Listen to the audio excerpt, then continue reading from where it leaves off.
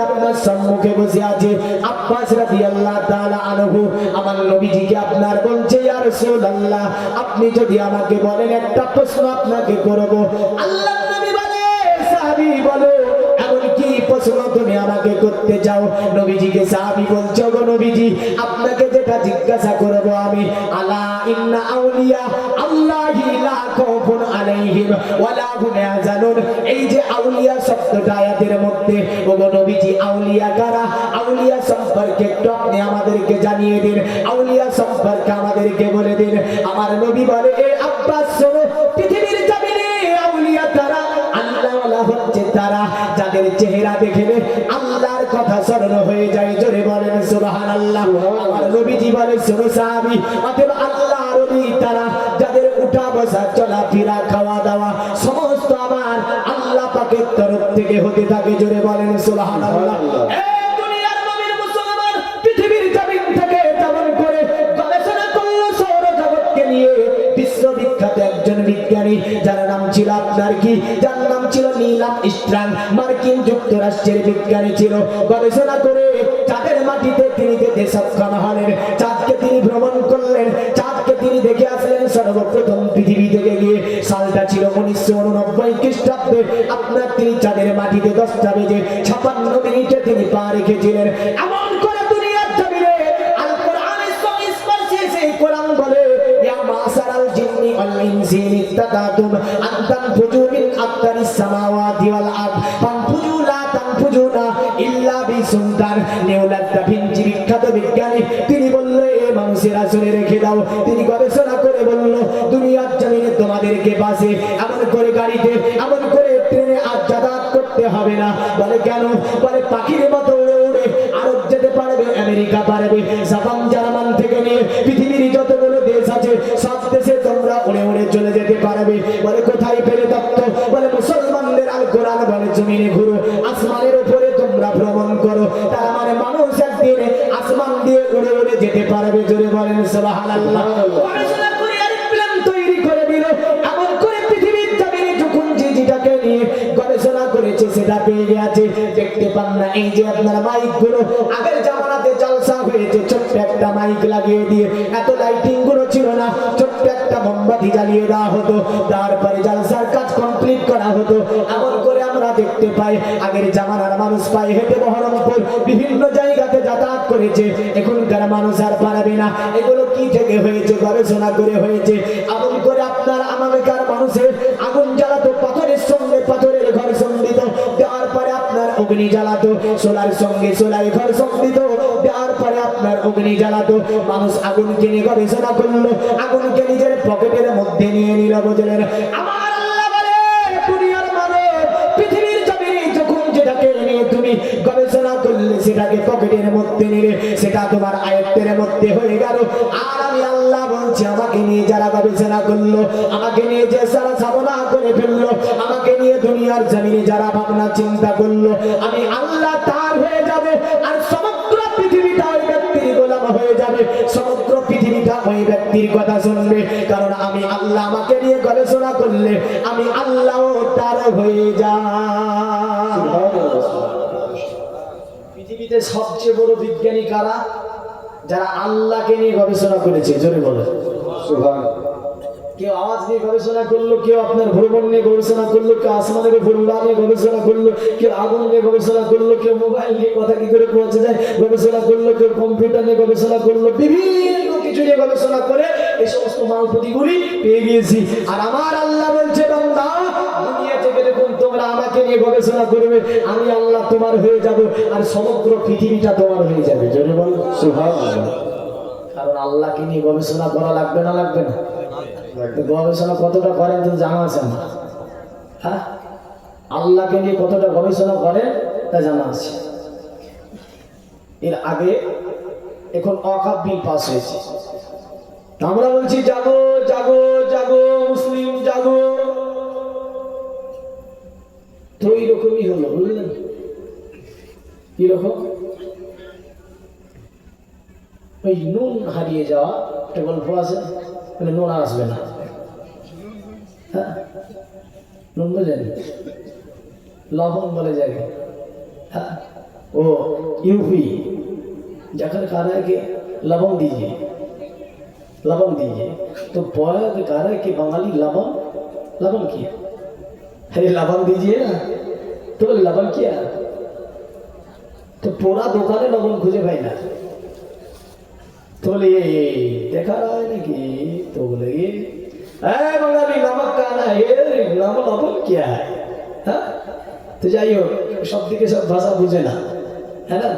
আমি ইউপিতে ছিলাম তো খুব জ্বালাতাম লোককে, বুঝলেন, ইউপির লোককে। বাজারে ঢুকলে গিয়ে পিওর বাংলা বলতো, তাহলে বাঙালি ঢুকেছি, আমাকে আসতে দেখলি বলতো হে বাঙালি, এই যে জ্বালিয়ে ঢুকে না, এই শশা দেন তা বলতো ডাইরেক্ট, আমার জবানি বাস। তো ওরা বলে কি খিরা, খিরা খিরা দিকে বললো, বুঝে নে। সাইকেল নিয়ে একদিন বলছে বাতাস ডাল দিজিয়ে, বলে বাঙালি বাতাস কি আরে, তো मैं बोला বাতাস डाल देना, तो बातास किया, अरे देखना, तो बोले हवा बोलना बंगाली, है ये बातास भी नहीं समझता है, इसका हवा खाना चाहिए, है। तो जाइए हो एक एक जी का एक भाषा बुझे ना, तो लोग हाँ दोनों बोझे যাক আলহামদুলিল্লাহ। তো যেটা বলতেছিলাম যে এর আগে ওই চায়ের দোকানে বলছিলাম না, হচ্ছিল হঠাৎ করে আমতলায় আসে, আমি আমাকে ফোন করছে বাড়ি থেকে যে এক বস্তা লবণ নিয়ে রাখেন। বলে কেন? বলে লবণ আসা বন্ধ, গ্রামের সব ফুরিয়ে গেছে লবণ, মানে গ্রামের দোকানে আর লবণ নাই, বুঝলেন। তা আমি আমতলা আসি, বাড়ি থেকে আমাকে বলছে ফোন করে এক বস্তা লবণ নিয়ে রাখি। আমি তখন পড়াতাম সারিতলা মাদ্রাসা, হরিয়ারপাড়া থানা, 7 বছর পড়িয়েছি ওখানে। এগুলো সময় দিতে পারি না মাদ্রাসায়, তবুও মাদ্রাসায় যুক্ত আছি দেখে। তো বলছে, তো আমি ভাবলাম যে তাই যদি হয় নিয়ে এক বস্তা, যেহেতু বলছে ওখানে বাজারে লবণ আছে, এক বস্তা নিয়ে এসে মাদ্রাসা বানিয়ে রাখলাম, যদি পরে কাজে লাগবে। তো আস্তে আস্তে দেখছি তো আবার বিরাট লাইন, বুঝলেন, তো হুড়াহুড়ি করছি। হুড়াহুড়ি কেন? চাল আসা বন্ধ হয়ে যাবে। তো চাল 600 টাকা প্যাকেট ছিল তখন, সেই দিন 1000 টাকা করে প্যাকেট করে গরিব মানুষের ঘাড়ের উপরে পা দিয়ে আমরা দোকান থেকে বের করেছিলাম চালকে, আর গরিবগুলোকে বলেছিলাম তোদের নিতে হবে না, তোরা ফিরে যা। মুসলিম জাগবে, কোথায় যাবে? চরিত্র দেখবেন। কাল চায়ের দোকানে বলবেন, চায়ের দোকানে বলে দেবেন যে শুনলাম নাকি চাল আসা বন্ধ হয়ে যাবে। দেখবেন কি করে কাড়াকাড়ি লাগাবে। হ্যাঁ, আমরা দেখলাম শৈশবে দেখেছিলাম মুসলিমরা গিয়ে একইভাবে কাতার দিয়ে দাঁড়িয়ে, এটা ভাবিনি আমরা যে ব্যক্তিটা তো গরিব মানুষ, আমি 1000 টাকা দিয়ে কিনে নিচ্ছি, ক্রয় করে নিচ্ছি, এই ব্যক্তিটা যে পারবে না, আমার টাকা আছে আমি ক্রয় করছি, মানে নিজে বাঁচলে বাপের নাম। আজই রাসূল সাল্লাল্লাহু আলাইহি সাল্লাম বলেছেন, এই কারণে যুদ্ধ, জিহাদ।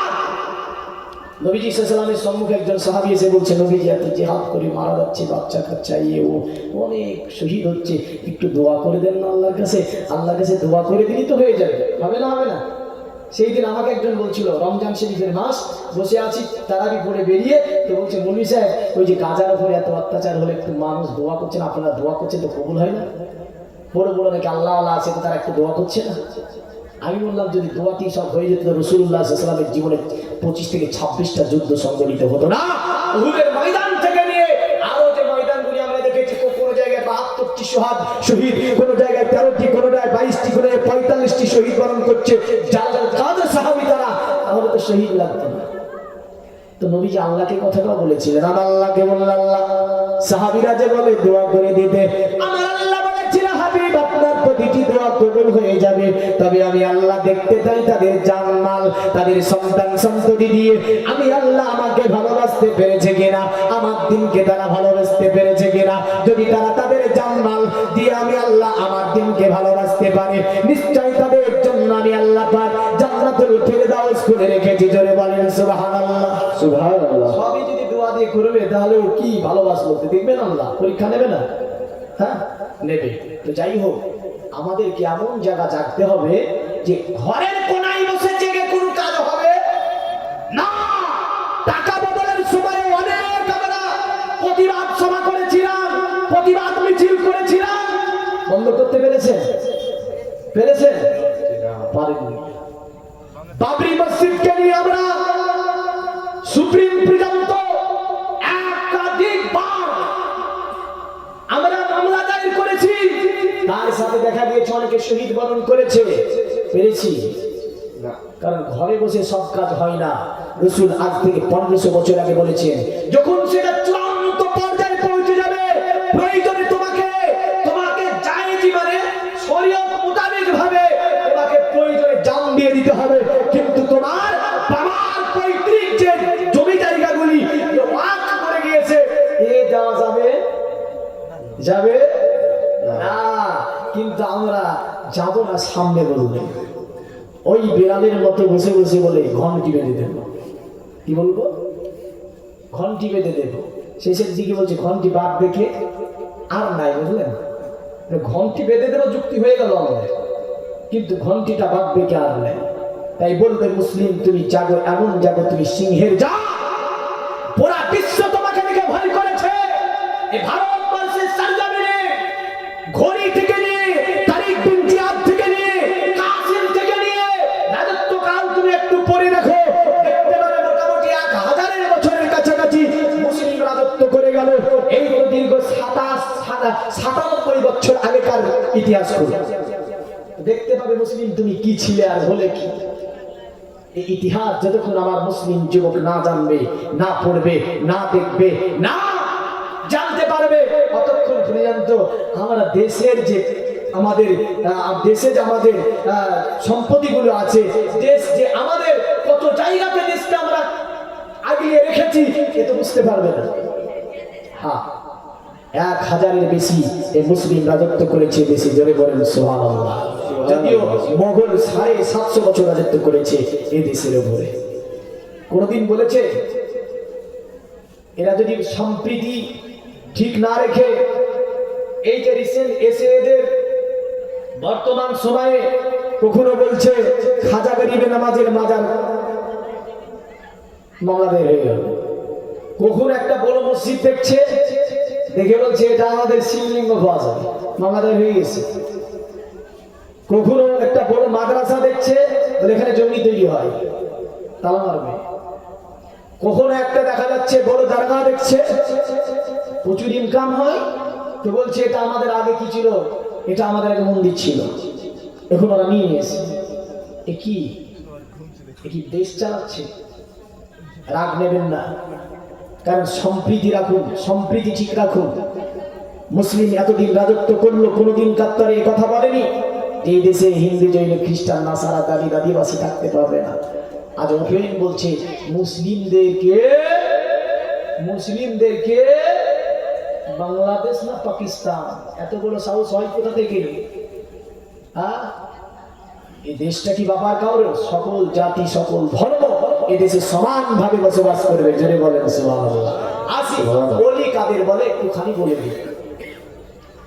আল্লাহর ওলি আপনার আব্দুল কাদের জিলানী ও গিলানী কুতুবে রব্বানী শামায়ুদ্দিন গাউসে আজমের দরবারে আপনার যেমন করে একজন ব্যক্তি দাঁড়িয়ে গেল, দাঁড়িয়ে গিয়ে বলেছিলেন আল্লাহর ওলি আব্দুল কাদের, আপনাকে একটা কথা আমি বলবো, আপনি কি নেবেন? আমার আব্দুল কাদের বলল, বলো কি বলতে চাও? বলে হুজুর একটু আমার জন্য দোয়া করে দেন না। আব্দুল কাদের বলল, কিসের জন্য দোয়া করব? বলে আল্লাহর ওলি, আমার বাড়িতে একটা কন্যা আছে, কন্যাটির যেন একটা ভালো পুত্রের সঙ্গে বিবাহ হয়ে যায়। কারণ বিশ্ব নবীর দরবারে সাহাবীরা বসে আছে, হাদিসে এইভাবে আছে, আল্লাহর নবী বললেন পৃথিবীর জমিনে যে বাবা একটা কন্যা সন্তানের সুন্দর করে লালন পালন করলো, সুন্দর একটা পাত্র দেখে বিবাহ দিয়ে দিল, আল্লাহ যেন তাকে একটা জান্নাত দান করবে, জোরে বলেন সুবহানাল্লাহ। সঙ্গে সঙ্গে আরেকজন সাহাবী বলছে, ইয়া রাসূলুল্লাহ আমার 2টি কন্যা আছে। নবীজি বললেন তুমি 2টি জান্নাতের হকদার হবে। আরেকজন বলছে আমার 3টি আছে। বলল তুমি 3টি জান্নাতের হকদার হবে। আরেকজন বলছে আমার 4টি আছে। বলে তুমি 4টি জান্নাতের হকদার হবে।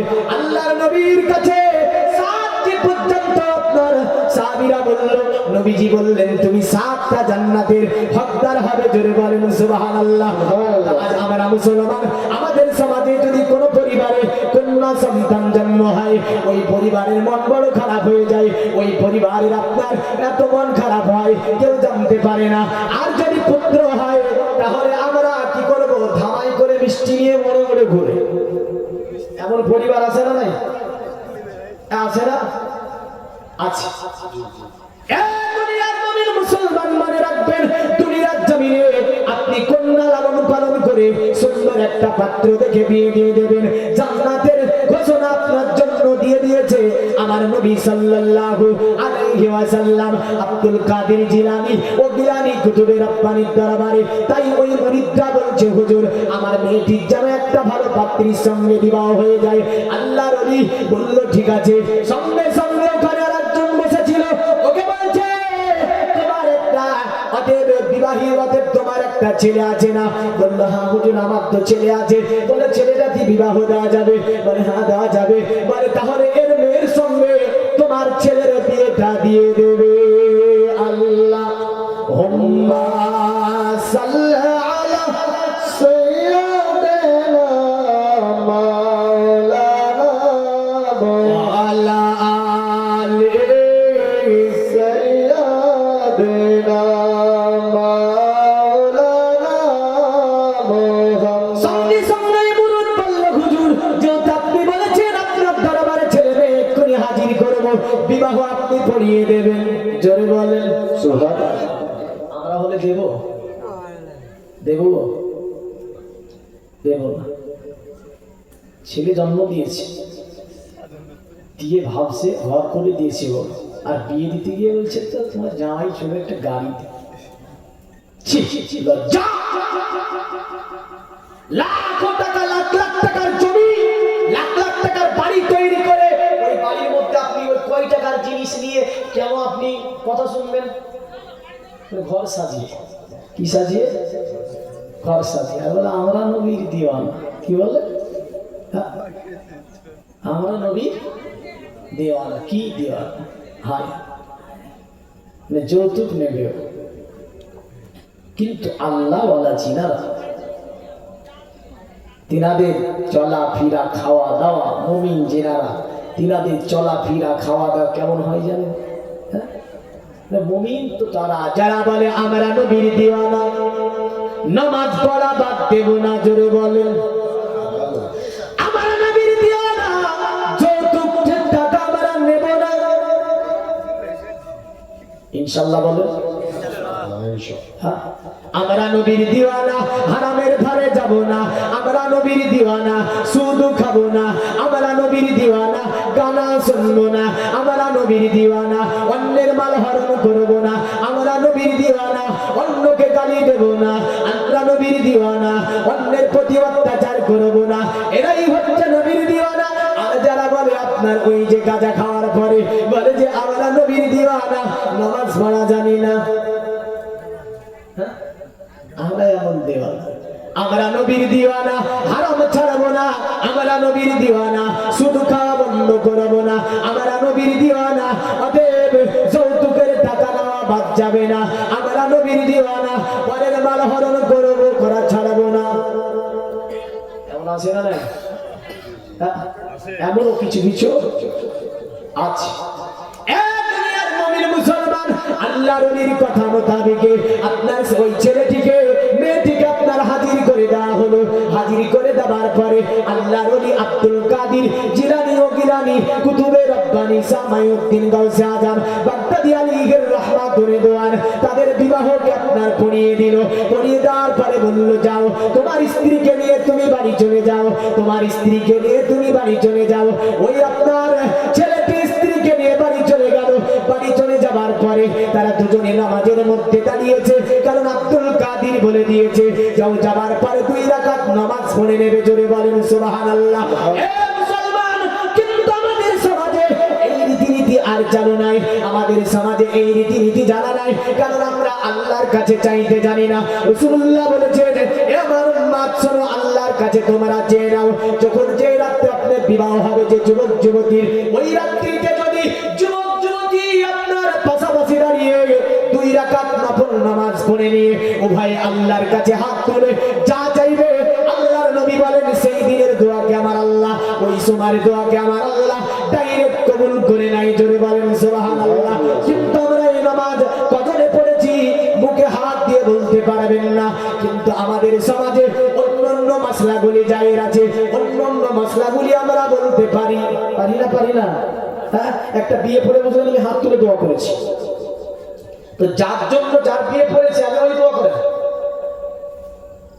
তা আমি হাত তুলে মনে মনে ভাবছি যে তোর লেগে দোয়া করে, তুই দোয়া করে যা, দোয়াই করে ছেড়ে দিলাম দোয়া, বুঝলেন? ছেড়ে দিও কেন? বলছে আমার জন্য তো হাত তুলি, তোমার জন্য হাত তুলেছিলাম, তুমি দোয়া করে বললে হাত তুলে না কোনো, তা আমাকে উঠে বলছে বেদাত।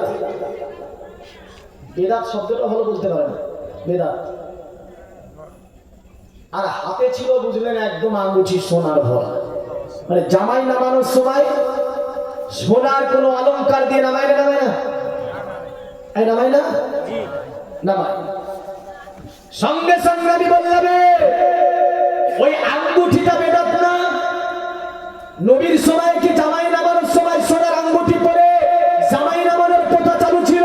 সাহাবী প্রেরণে ছিল, এমন করে খোলাফায়ে রাশিদিনের প্রেরণে ছিল? ছিল না।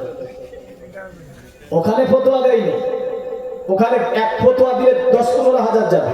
কত হাজার যাবে? মানে হাতটাকে বাড়িয়ে দিলে 10-15 হাজার আসবে, আর হাতটাকে টেনে নিয়ে যদি বলে এটা নেব না, এটা দিতে হবে না, এটা রেখে দেন আপনি, তাহলে ক হাজার যাবে? 10-15 হাজার যাবে। দেখছে এখানে ফতোয়া দিব না, 10-15 হাজার লস আছে, তো ফতোয়া দিচ্ছে দোয়াতে দিয়ে বসেই ছিল। বললাম যে এটা কি বেদাত না? আর সঙ্গে সঙ্গে চাচা ছিল পাশে, নেট পরাজিত হয়েছে অনেক, ও নেট ফর মাল বললেন। পাশে চাচা বসেছিল, জুতা পরেছিল, জুতা দিয়ে দুটো হাত উঠিয়ে নিয়েছে, মারবো ওকে। বলবি হাত তুলে তুই তুললি না, অপমান এসে আমি ঠেকিয়ে দিলাম যে এখানে যদি জুতা পিটাপিটি লাগে বিয়েটা হেঁটে ক্যান্সেল হয়ে যায়, শেষের দিক দোষী হয়ে যাবো আমি, আমি ঠেকিয়ে দিলাম যাক। হ্যাঁ, তো সমাজের হাল খুব খারাপ, বুঝলেন? তাহলে যেনাদের বিয়ে বাকি আছে একটু বুকে হাত দিয়ে বলেন তো, বিয়ের রাত্রি তো 2 রাকাত নামাজ পড়ে নেবেন? পড়ে নেবেন ইনশাআল্লাহ। ইনশাআল্লাহ। আমি যুবকদের নিয়ে অনেক কথা বলে থাকি, কারণ এগুলো দরকার আছে না? নাই? কারণ চাইতে জানতে হবে আল্লাহর কাছে, চাইতে জানলে আল্লাহ দেবে না? দেবে না? আরে খোদা তোমার ডাকিতে জানি না, ডাকার মতন ডাকিলে খোদা কেন শুনবে না? খোদা তোমার ডাকিতে জানি না, যেমন ডেকে ছিল মুসা নবী, তোর পাহাড়ে গেছে চলি, খোদার নূরে পাহাড় জ্বলে, মুসা জ্বলে না। খোদা তোমার ডাকিতে জানি না, যেমন ডেকে ছিল ইব্রাহিম নবী, নমরুদের আগুনে পড়ি, আগুন হলো ফুল বাগিচা, পশম জ্বলে না। খোদা তোমার ডাকিতে জানি না, ডাকার মতন ডাকিলে খোদা কেন শুনবে না? খোদা তোমার ডাকিতে জানি না, যেমন ডেকে ছিল জাকারিয়া নবী, করাতে তার মাথা চিরি, যেমন ডেকে ছিল ইউনুস নবী, মাছের পেটে পড়লো রই, হুকুম খোদার পড়লো রই, হজম হলো না। খোদা তোমার ডাকিতে জানি না, ডাকার মতন ডাকিলে খোদা কেন শুনবে না? খোদা তোমার ডাকিতে জানি না। আল্লাহুম্মা সাল্লি আলা সাইয়্যিদিনা মাওলানা ওয়া আলা আলি সাইয়্যিদিনা মাওলানা। পৃথিবীর মুমিন মুসলমান, আল্লাহর নবী বলল যাও, যাবার পরে 2 রাকাত নামাজ পড়ে নেবে। আপনার তারা চলে গেল বাসর রজনীতে, দুজনে আপনার 2 রাকাত নামাজ পড়েছে। নামাজ পড়ার পরে মেয়েটি আল্লাহর কাছে হাত তুলে দিয়েছে, যেন অঝাড়া না করে দিয়েছে। এত কান্না করে, স্বামী যেন তার দিকে তাকিয়ে আছে, মেয়েটির যেন কান্না বন্ধ হয় না, যেন আল্লাহর কাছে হাত তুলে একাধারে কান্না করে যায়। স্বামী অপেক্ষায় রয়েছে, স্বামী কিন্তু দেখতে পায় যেন কান্না করছে। 1, 2, 3 ঘন্টা হয়ে গেল, স্বামী অপেক্ষায় রয়েছে। আপনার অতঃপর স্বামী ডাক দিয়ে বলে, এ আমার স্ত্রী, কি ব্যাপার, তোমার কি আমাকে পছন্দ হয় না? আজকে তুমি দোয়াতে রয়েছো, এমন ভাবে 1, 2, 3 ঘন্টা হয়ে গেল একই ভাবে তুমি দোয়াতে রয়েছো। এ আমার স্ত্রী, দোয়াতে আমি নজর করে দেখলাম তুমি যেন এত কান্না করিতেছো। কি হয়েছে এমন তোমার যে তুমি এত কান্না করছো? তোমার কি আমার পছন্দ হয়নি? স্ত্রী বলেছিল, আমার স্বামী, এমন কথা বলবেন না, কারণ আমাদের বিবাহ পড়িয়েছে আমাদের পীর মুর্শিদ আল্লাহর ওলি আব্দুল কাদের জিলানী ও গিলানী কুতুবে রব্বানী শাহ মঈনুদ্দিন গাউসে আজম বাগদাদী আলাইহির রাহমাতুর রিদওয়ান।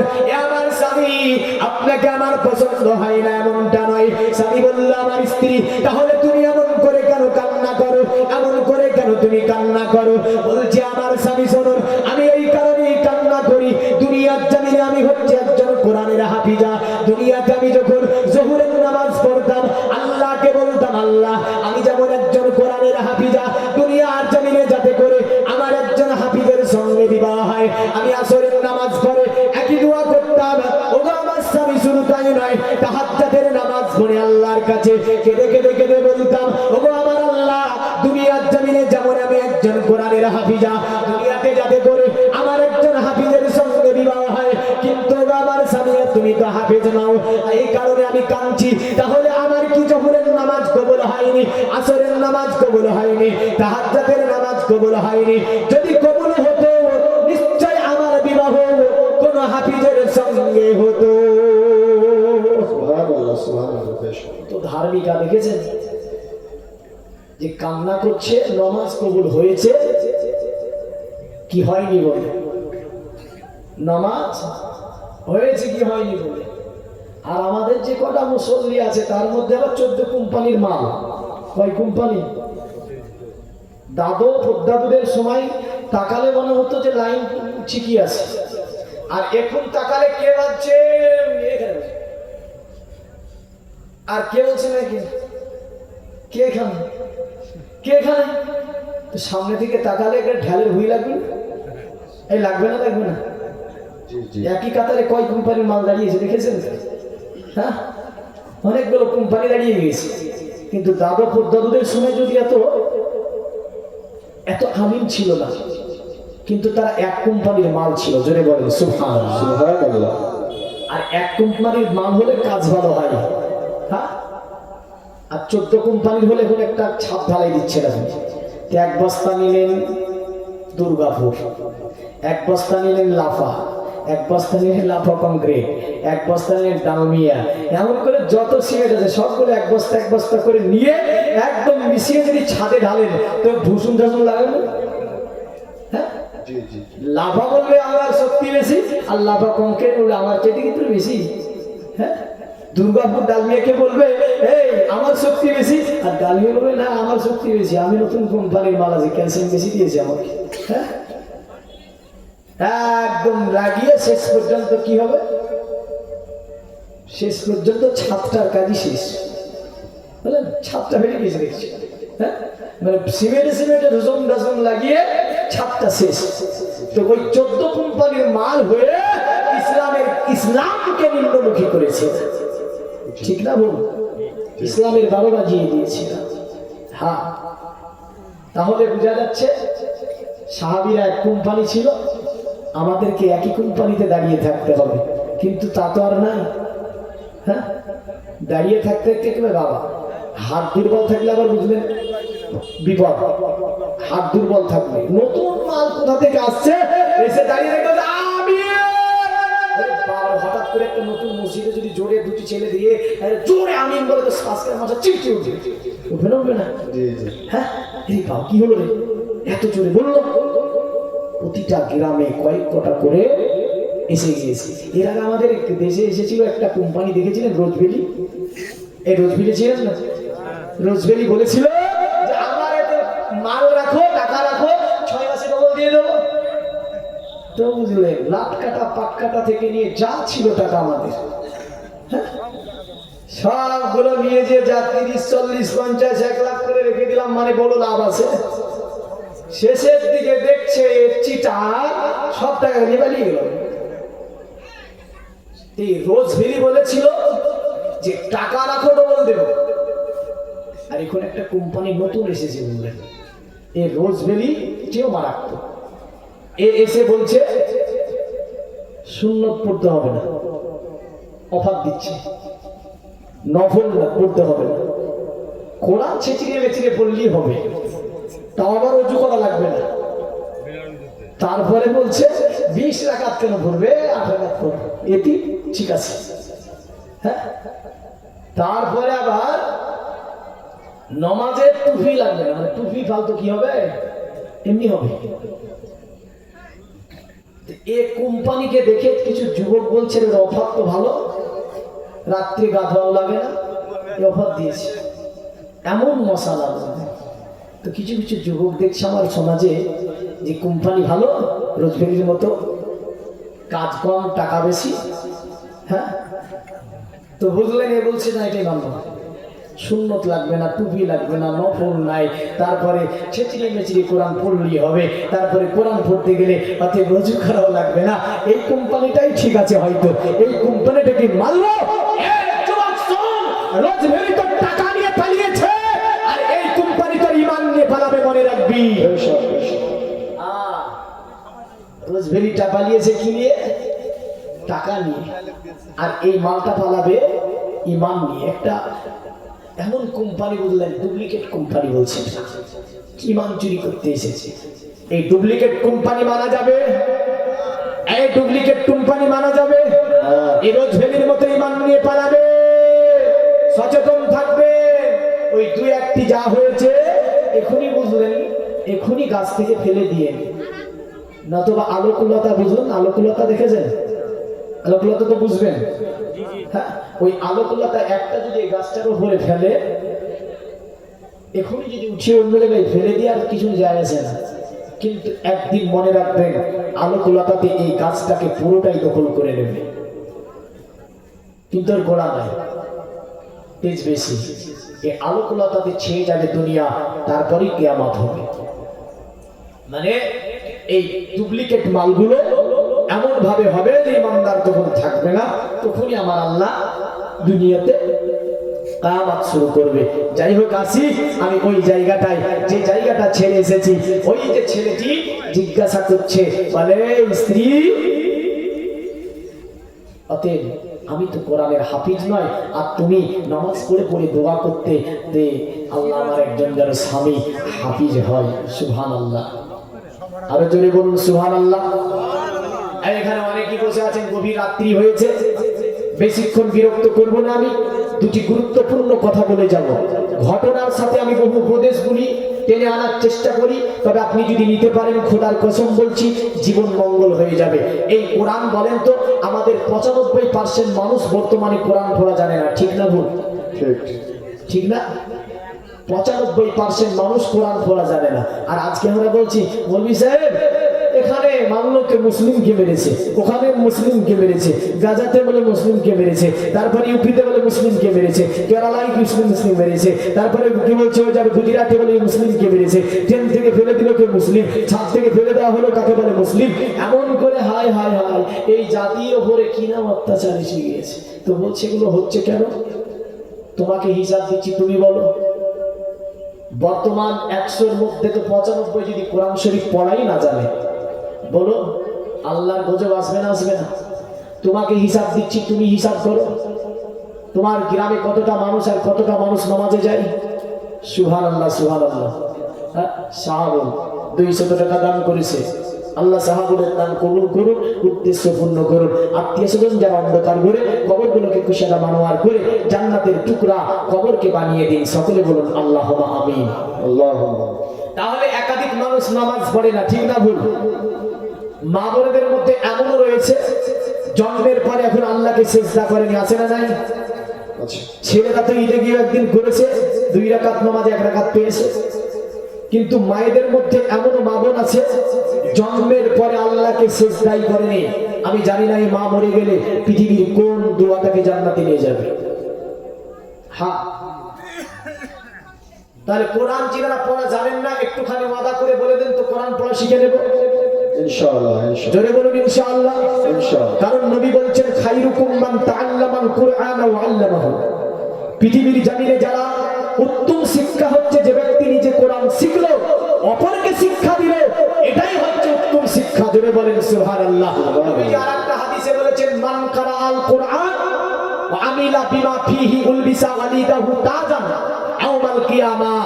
আল্লাহ নবী সাল্লাল্লাহু আলাইহি ওয়াসাল্লাম বলছেন যে ব্যক্তি দুনিয়াতে কোরআন পড়লো ওর প্রতি আমল করলো, আল্লাহ তার বাপ এবং মাকে কিয়ামতের দিন তাজ পরিধান করে আল্লাহ উঠাবে। জোরে বলেন সুবহানাল্লাহ। নবীজি বলছেন শাউহু আহসানু মিন জাওয়িশ শামস। ওটা এমন সুন্দর উজ্জ্বল হবে যে সূর্যের মতো।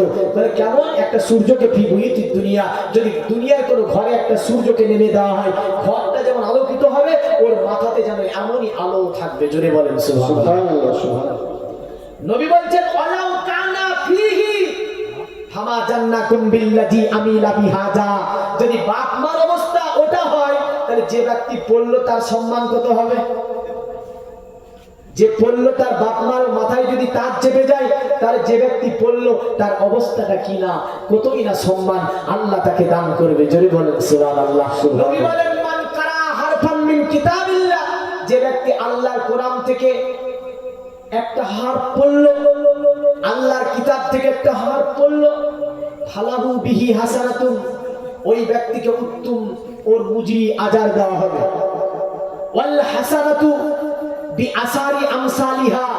মানে প্রতিটা ওই যে উত্তম মুজরি বা উত্তম যে আজার তাকে পেশ করা হবে ওটা হচ্ছে প্রতিটা অক্ষরের বিনিময়ে 10টা করে নেকি দেওয়া হবে। জোরে বলেন সুবহানাল্লাহ। প্রতিটা অক্ষরের বিনিময়ে 10টা করে নেকি দেওয়া হবে। কথা আমার নাই মুহাম্মদ সাল্লাল্লাহু আলাইহি ওয়াসাল্লামের। তিনি বলেন লা আকুলু আলিফ লাম মিম হারফুন। আমি তো এটা বলিনি তোমাদেরকে যে আলিফ লাম মিম এটা হরফ। নবী বলছেন আলিফুন হারফুন ওয়া লামুন হারফুন ওয়া মিমুন হারফুন। আলিফ হচ্ছে একটা হরফ আর লাম হচ্ছে একটা হরফ আর মিম হচ্ছে একটা হরফ। প্রতিটা হরফের বিনিময়ে আল্লাহ তোমাদেরকে 10টা করে নেকি দেবে। জোরে বলেন সুবহানাল্লাহ। যিনারা কোরআন শরীফ পড়া জানেন না পড়া শিখে নেবেন তো ইনশাআল্লাহ। এই মা বোনেদের মধ্যে যিনারা পড়া জানেন না আপনারা পড়া ইনশাআল্লাহ অবশ্যই শিখে নেবেন। আর আপনাদের বাড়িতে ছেলে মেয়ে আছে না নাই? সকলের তো ছেলে মেয়ে আছে। খবরদার বলছি কিয়ামতের দিন আপনার জন্য খুব কঠিন হয়ে যাবে এই ছেলে মেয়ের কারণে। ছেলে মেয়ে যিনাদের আছে অবশ্যই তাদেরকে ছোট্ট অবস্থাতে কোরআন শিখে দেবেন ইনশাআল্লাহ। বলেন ইনশাআল্লাহ। আরো জোরে বলেন ইনশাআল্লাহ। একদম ছোট্ট অবস্থায় ছেলে মেয়েকে কোরআন শরীফ শিখিয়ে দেবেন। ওই ছেলের ব্রেন ভালো হবে, আখলাক ভালো হবে, চরিত্র ভালো হবে, বড় হয়ে আপনার খিদমত করবে। বাবা মা মরে গেলে কোরআন পড়বে। ও ছেলে বললে আপনার কবরের কাছে যাবে। আর যে ছেলে ওই তো বর্তমানের যুগের মতো বললেন চুল কেটেছে একদম সেখান ফ্যাটান করে, ও জীবনে বাপের কবরের কাছে যাবে না, বাপের জন্য দোয়াও করবে না। আর কিয়ামতের দিন বাপ যদি ইবাদতের জন্য জান্নাতে যেতে যায় পেছন থেকে গর্দনকে টান দিয়ে ধরে বলবে কোথায় যাবে আব্বু? কেন? তুমি যে আমি যে তোমার ছেলের জীবনে তো আমারে তুমি বলোনি কোরআন শরীফ শেখাওনি, এমন করে নামাজ পড়ার কথা বলোনি, তুমি কোথায় যাবে? আমার সঙ্গে জাহান্নামে চলো। আল্লাহ আপনাকে ওর সঙ্গে জাহান্নামে দেবে। তাহলে রাসূলুল্লাহ বলছে তোমাদের বাচ্চারা যখন 7 বছরে উপনীত হবে তাদেরকে তোমরা ইসলামিক জ্ঞান দাও, ইসলামিক শিক্ষা দাও, নামাজের জন্য বলো। 10 বছরে উপনীত হবে নামাজের জন্য তাগিদ করো। 12 বছরে পরিণত হবে প্রয়োজনে তোমার বাচ্চাকে পিটিয়ে নামাজ পড়াও তুমি। সুবহানাল্লাহ বলবেন না? সুবহানাল্লাহ। এটা নবীর বাণী, নবী বলে গিয়েছেন। আর আপনি মানবো না বললে তো হবে না। আপনি ভাবছেন মৌলভীর আওয়াজ পায় না, ঘুরে ঘুরে এইদিকে আসে। হ্যাঁ, এগুলোর জন্য পাকড়াও আমাকেও হতে হবে, আপনাকেও হতে হবে। মনে রেখে দেবেন এই জিনিসগুলো আপনাকে মানতে হবে। আসি আমি ওই জায়গাটায়, নারী তোমরাও কোরআন শিখবে। তো ওই নারীটা ছিল হাফিজা। কি ছিল? হাফিজা।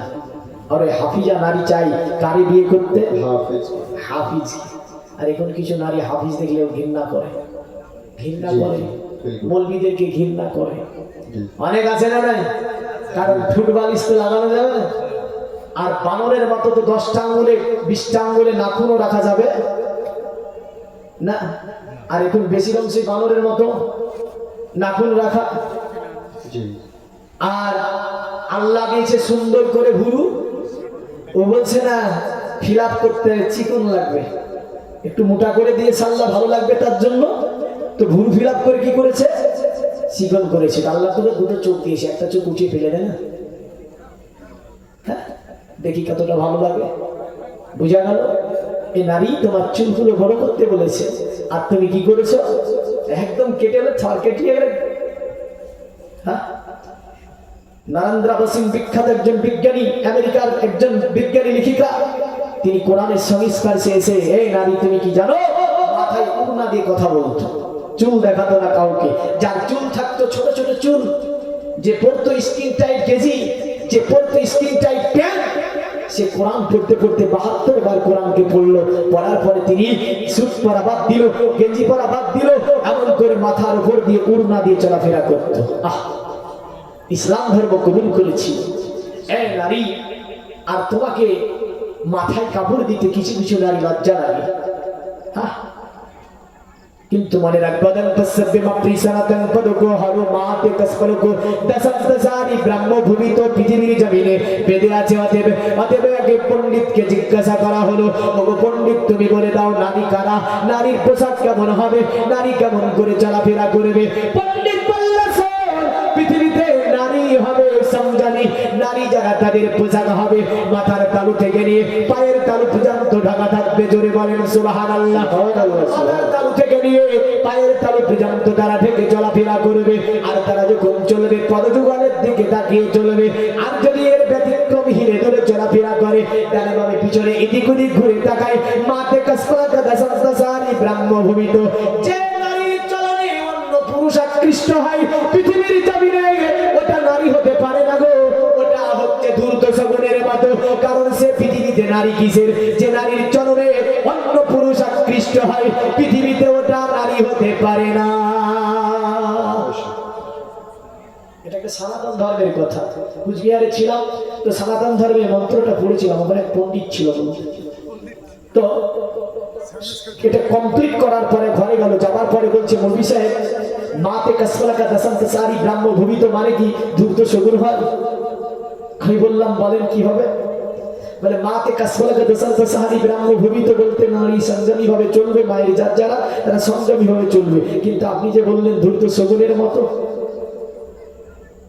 তা আমি ওকে বললাম দেখেন আপনাদের যদিও এই বেদ মহাভারত এমন করে বিভিন্ন কিতাবের বিভিন্ন জন বিভিন্ন ভাবে এর মানে করে গিয়েছে, এখানে যদিও লেখক বলেছেন ধূর্ত শগুন যারা, এরা কোথাও দেখবেন গুরুমারা এগুলো পড়ে থাকলে এদের যে ধূর্তরামি আচরণগুলো থাকে, যে নারী হেলে দুলে এদিক ওদিক করে চলাফেরা করে, এদের মধ্যে কিছু ধূর্তরামি আচরণ থাকে। মানে এদের মধ্যেকার ভাবনা চিন্তা অন্যরকম। নতুন জামাটা দেখাবে কারে, নতুন জামাটা দেখাবে অন্য পুরুষকে, স্বামীকে না। হ্যাঁ, আর রাসূল বলছে নতুন পোশাকটা পরিধান করে এই নারী তুমি স্বামীকে দেখাও। জোরে বলেন সুবহানাল্লাহ। স্বামী বড় কেরালায় কাজ করে দেখা যাচ্ছে আপনার 80-90 হাজার টাকা দিয়ে একটা ভালো হার তৈরি করে দিয়েছে, তা হারটা দেখাবে কারে, পরে কাকে দেখাবে? স্বামীকে না বাজারে? নবীজি বলছে স্বামীকে দেখাতে হবে, বাজারে নয়। জোরে বলেন সুবহানাল্লাহ। ওই হারটা পরিধান করে কারে দেখাবে? স্বামীকে দেখাবে। স্বামী আপনার বাইরে কাজ করে সুন্দর একটা দুল তৈরি করে দিয়েছে, তে বাড়িতে এসে দুলটাকে খুলে বাক্সের মধ্যে রাখে, আর যখন বাজারে যাই দুলটা পড়ে যায়। মানে দুলটা দেখাবে বাজারে, কিন্তু রাসূল বলছে না, দুলটা দেখাতে হবে স্বামীকে। জোরে বলেন সুবহানাল্লাহ।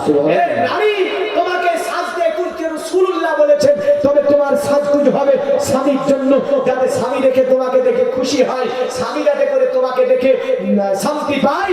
এটাই হচ্ছে শরীয়ত, এটাই হচ্ছে ইসলাম, এটাই রাসূলুল্লাহ দেওয়া বিধান, এটাই তোমাকে মানতে হবে। জোরে বলেন সুবহানাল্লাহ।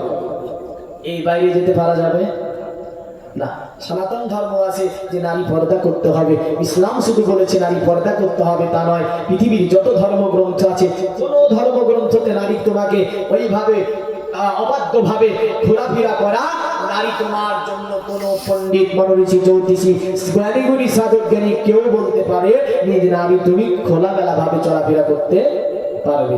আসিবা বহু কথা জেরিয়ে দিয়ে যাচ্ছি, তবে ওই যে নারীটা ছিল কোরআনের হাফিজা, কি ছিল? হাফিজা, কোরআনের হাফিজা। তো স্বামী বুঝলেন, বলছে স্ত্রী আমি তো কোরআন পড়া জানি না। ঠিক আছে, স্ত্রীকে বলছে আমার স্ত্রী ঠিক আছে আমি চলে গেলাম। তাহলে বলে কোথায় যাবে গো স্বামী? বলে তুমি যে কান্না করছো অতএব আমি তোমার কাছে আর আসবো না গো। এ আমার স্ত্রী আমি চলে গেলাম মাদ্রাসায়, মাদ্রাসায় গিয়ে পড়াশোনা করবো, কোরআনের হাফিজ হব, অতঃপর তোমার কাছে আমি ফিরে আসবো। যতদিন হাফিজ না হব আমি তোমার কাছে আসবো না। সুবহানাল্লাহ, সুবহানাল্লাহ। মুসলমান ওই স্বামী বুঝলেন, তিনি সে ঘর থেকে বেরিয়ে গেল। স্ত্রী পেছন থেকে ডাক দেয়, এ আমার স্বামী, কারণ একজন হাফিজ হতে গেলে 3টি বছর কমসে কম লেগে যাবে। আমি আপনার সঙ্গে গতকাল বিবাহ হলো, আপনাকে ভালো করে দেখলাম না, আপনি আমারে ভালো করে দেখলেন না, আর আপনি এমন করে বেরিয়ে যাবেন না। স্বামী কিন্তু জিদ করে নিয়েছে, বলে না গো আমার স্ত্রী, অতএব আমি চলে গেলাম, কোরআনের হাফিজ না হওয়া পর্যন্ত আমি তোমার কাছে আর ফিরে আসবো না। এইবারে তিনি একদম দৌড় দিয়ে দিলেন আল্লাহর ওলি আব্দুল কাদের জিলানী ও গিলানী কুতুবে রাব্বানী সামাইউদ্দিন গাউসে আজম বাগদাদী আলাইহির রাহমাতুর দিওয়ানের দরবারে। আল্লাহর ওলি ফজরের নামাজ পড়েছে। আপনার ওই সময়তে এই যুবকটা যাবার পরে ফজরের নামাজে শামিল হয়ে গেল। ফজরের নামাজ কমপ্লিট হলো, যুবকটা একদম পিছনে ছিল বুঝলেন, দাঁড়িয়ে গেল। দাঁড়িয়ে যাবার পরে বলছে, এ আল্লাহর ওলি আপনি তো আমাকে বড় বিপদের মধ্যে ফেলে দিয়েছেন। আল্লাহর ওলি আব্দুল কাদের বলল, কেন, এমন কি বিপদে ফেলে দিয়েছি? বলে হুজুর গতকাল যে আপনি আমার বিবাহ পড়ালেন, এ আল্লাহর ওলি আপনি কি জানতেন না ওই মেয়েটি হচ্ছে কোরআনের হাফিজা?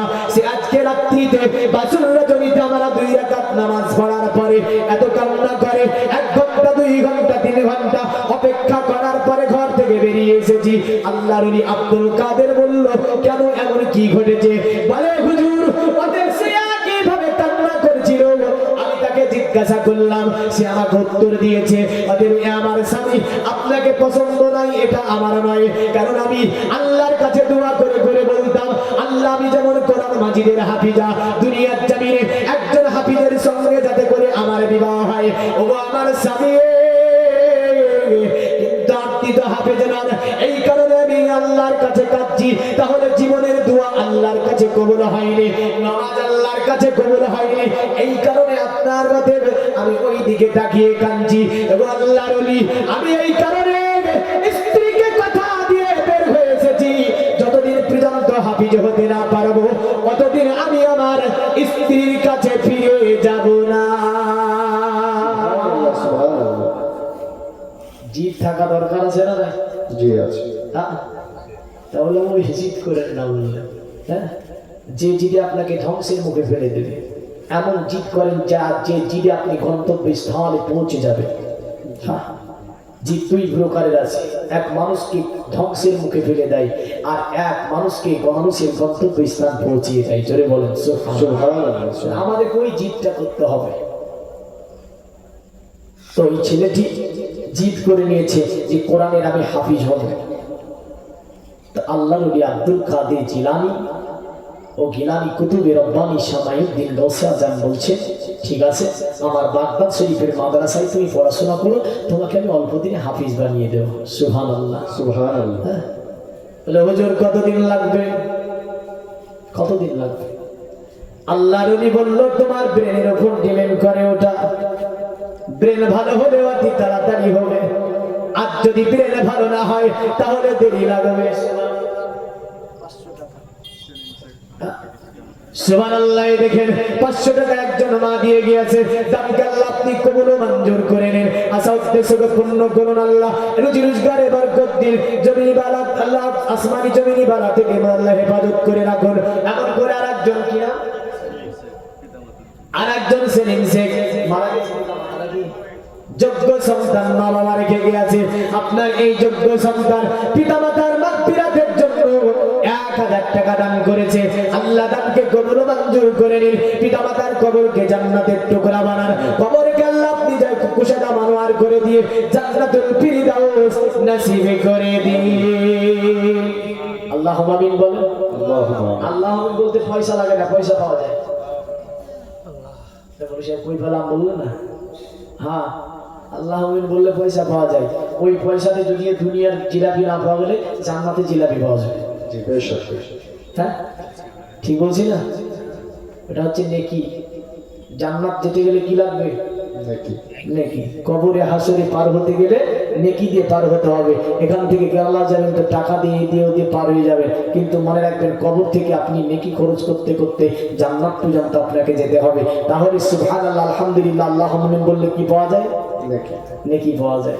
নেকি দরকার আছে না নাই? হ্যাঁ, ধার বাকির কাজ করবো না, এমনও ভাবছে অনেক, ধার বাকির কাজ করবো না। মনে রাখেন যেটা ধার থাকে ওই ধারের আজার বেশি হয়। মানে ধার থাকলে আল্লাহ রাব্বুল আলামিন তা আপনাকে দেখা যাবে যে একবার সুবহানাল্লাহ বললে উহুদ পাহাড়ের চেয়েও নাকি বেশি। সুবহানাল্লাহ। একবার আলহামদুলিল্লাহ বললে জমিন আসমানের ফাঁকা জায়গা নেকিতে ভরপুর। জমিন আসমানের ফাঁকা জায়গা নেকিতে ভরপুর হয়ে যায়। পূজা গেল, তাহলে নেকি দিয়ে আমাদেরকে কোথায় যেতে হবে? জান্নাতে যেতে হবে। বাস ঠিক আছে, নেকি দিয়ে জান্নাতে যেতে হবে। আসি ঘটনা শেষ করি। ওই ঘটনা আপনার বললো যে তোমার এর উপর ডিপেন্ড করবে। আল্লাহর ওলি বলল আমার মাদ্রাসায় তুমি 3 বছর পর তোমাকে আমি কোরআনের হাফিজ বানাবো। জোরে বলেন সুবহানাল্লাহ। যুবকটা বলে হুজুর কিছু কি কম করা যায় না, কারণ আমার নতুন স্ত্রী বাড়িতে আছে আর আপনার বাগদাদের মাদ্রাসাতে আমি 3 বছর পড়াশোনা করতে পারবো না।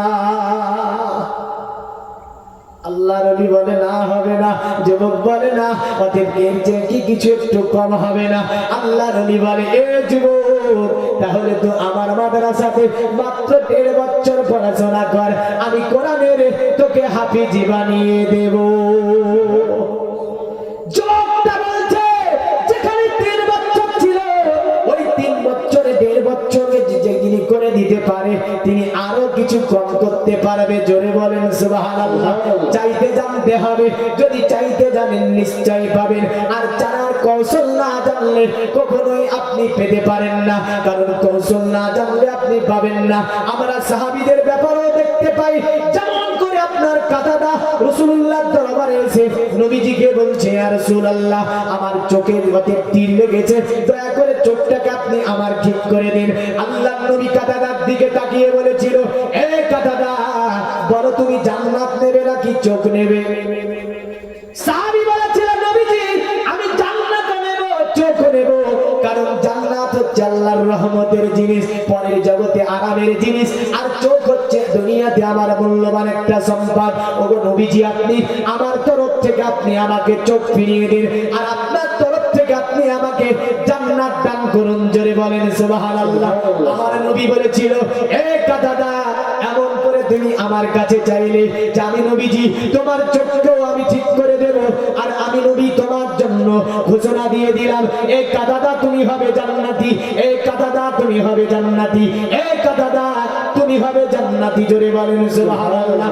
এ দুনিয়ার মুমিন মুসলমান, বলতেছিলাম ওই যে ব্যক্তির কথা, মানে ওই যুবকটার কথা। যুবকটা বলছে হুজুর বাদে আরো কিছু কম করে দেন, আমার নতুন স্ত্রী বাড়িতে থাকবে, আর আমি অঙ্গীকার করেছি যতদিন পর্যন্ত হাফিজ হতে না পারবো ততদিন পর্যন্ত আমি বাড়ি ফিরে যাব না গো। অতএব এ আল্লাহর ওলি দয়া করে আপনি আমার জন্য আরো কিছু কম করিয়ে দিন। আল্লাহর ওলি আব্দুল কাদের বলে এ যুবক শুনবি না? বলে না। আল্লাহর ওলি আব্দুল কাদের বলল ঠিক আছে আমি তোমার জন্য 1 বছর বানিয়ে দিলাম, তোমাকে আমি পুরা কোরআনের হাফিজ 1 বছরে তৈরি করে দেব। জোরে বলেন সুবহানাল্লাহ। ওই আপনার যুবক দেখছে কাজ হবে, যেখানে 3 বছর থেকে 1 বছরে চলে আসতে পারে, ওই ব্যক্তি আরো কিছু কম করতে পারে। জোরে বলেন সুবহানাল্লাহ। পারে না নিশ্চয় পারে। তাই যুবক বলছে হুজুর 365 দিনে একটা মা বছর হবে, আর আমি বলেছি যে আমি কাবিজ না হলে বাড়িতে আমি যাব না। অতএব হুজুর যে ব্যক্তি 3 বছর থেকে কিছু কম করে দিতে পারে। ও আল্লাহর ওলি দয়া করে আপনি আরো কিছু কম করিয়ে দিন। আল্লাহর ওলি আব্দুল কাদের জিলানী তিনি বলেন, এ যুবক, না আর কম হবে না, এটাই তোকে মেনে নিতে হবে। যুবক বলে, না আমি মানতে পারবো না। নিশ্চয় আপনি কম করতে পারবেন, নিশ্চয় আপনি কম করতে পারবেন। আল্লাহর ওলি বলে, না এর কম আমি আর করবো না, 1 বছরে তোকে কোরআনের হাফিজ বানিয়ে দেব। যুবকটা বলে, না আমি শুনবো না, কারণ আপনি নিশ্চয় পারবেন আরো কম করে দিতে। আল্লাহর ওলি বলে, শুনবি না? বলে না। আল্লাহর ওলি আব্দুল কাদের বলে, ঠিক আছে, যেহেতু তুই শুনবি না, তাহলে আমার মাদ্রাসায় মাত্র 6টি মাস পড়াশোনা কর, আমি তোকে পুরা কোরআনের হাফিজ বানিয়ে দেব। জোরে বলেন সুবহানাল্লাহ। বলে আল্লাহর ওলি 3 বছর থেকে যে ব্যক্তি 6 মাসে এনে দিতে পারি, ওই ব্যক্তি আরো কিছু কম করে দিতে পারে। দয়া করে আপনি আমার জন্য একটু আরো কম করিয়ে দেবেন। আল্লাহর ওলির কোনো কথাই তো শুনতে চাই না। আল্লাহর ওলি বলেছিল, এ যুবক, আমি তোর তো গতকালকে বিবাহ পড়ানোর পরে দেখছি তুই তো আমার কথা আর শুনবি না। আল্লাহর ওলি বলে, মাত্র 3 মাস আমার মাদ্রাসা বাগদাদে পড়াশোনা কর, আমি আব্দুল কাদের প্রতি মাসে 10 পারা করে কোরআন আমি তোকে মুখস্থ করিয়ে দেব। আল্লাহুম্মা সাল্লি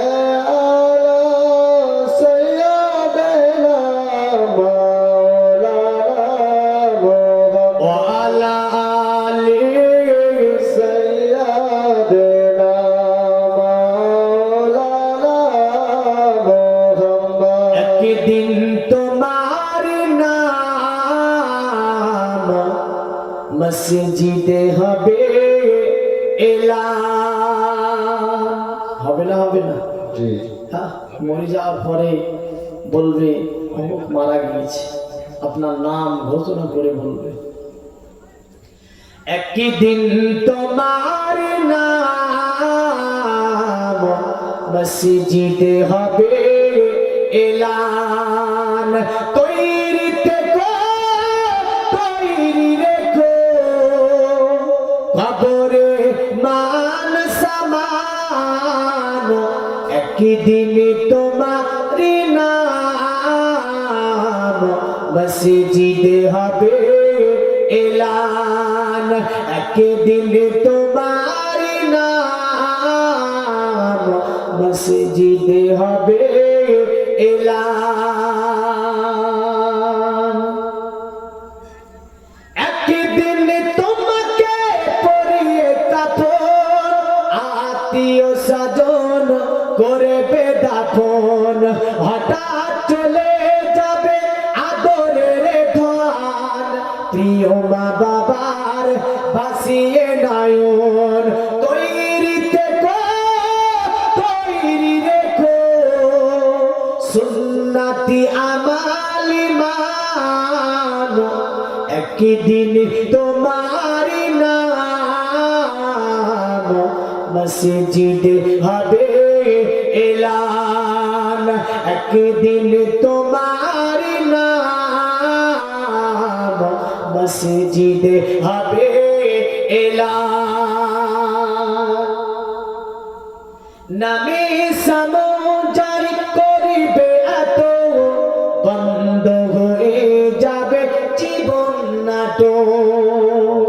বাহাদুরি তাকিবে না, দেখে যাইবন, ফুরিয়ে বসন্ত আসিবে শ্রাবণ।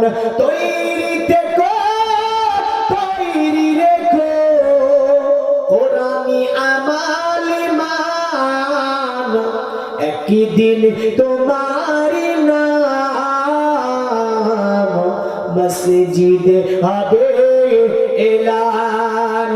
একদিন তোমার নাম মসজিদে হবে এলান। আল্লাহুম্মা সাল্লি আলা সাইয়্যিদিনা মাওলানা মুহাম্মদ ওয়া আলা আলি সাইয়্যিদিনা মাওলানা মুহাম্মদ। এই দুনিয়ার মুমিন মুসলমান যুবকটা বলে, না শুনবো না, 6 মাস নয় আরো আরো কম করতে হবে।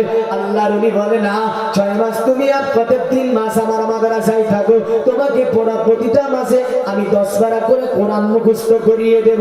যুবক বলে হুজুর না, অতএব না, অতএব 1 মাসে যে ব্যক্তি 10 পারা মুখস্থ করাতে পারে ও আরো কম করতে পারে। জোরে বলে সুবহানাল্লাহ। আল্লাহর নবী বলে যুবক শুনবে না, বলে না শুনবো না। আল্লাহর নবী কি বলছে, যুবক তাহলে মাত্র 3টি দিন থাক। জোরে বলে সুবহানাল্লাহ। আদি 3 বছর থেকে কয়দিন আসলো? 3 দিন। যুবক বলে হুজুর 3 দিনে আপনি প্রতিদিন 10 পারা করে? বলে হ্যাঁ 10 পারা করে। আল্লাহর নবীকে বলে যে ব্যক্তি 10 পারা মুখস্থ করাতে পারে একদিনে, ও ব্যক্তি সেকেন্ডের মধ্যে কোরআন মুখস্থ করাতে পারে। কারণ তুই বলেছে না কবি, নেগাহে ওয়ালি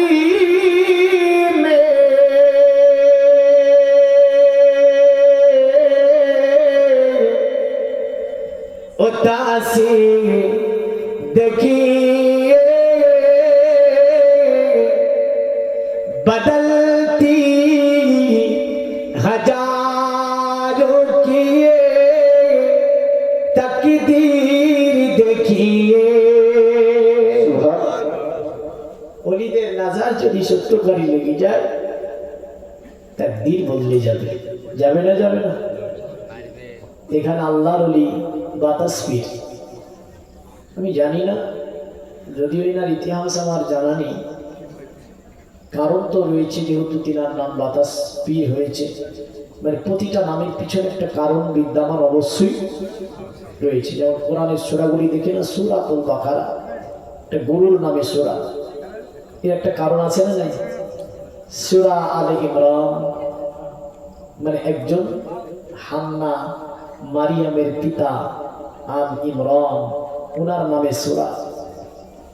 সূরাতুন নিসা মায়েদের নামে সূরা। জোরে বলুন সুবহানাল্লাহ।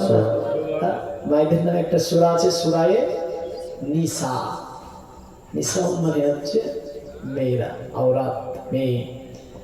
তারপরে আছে সূরায়ে আনকাবুত, মাকড়সার নামে সূরা। হ্যাঁ, সূরাতুন নামাল, পিপীলিকার নামে সূরা।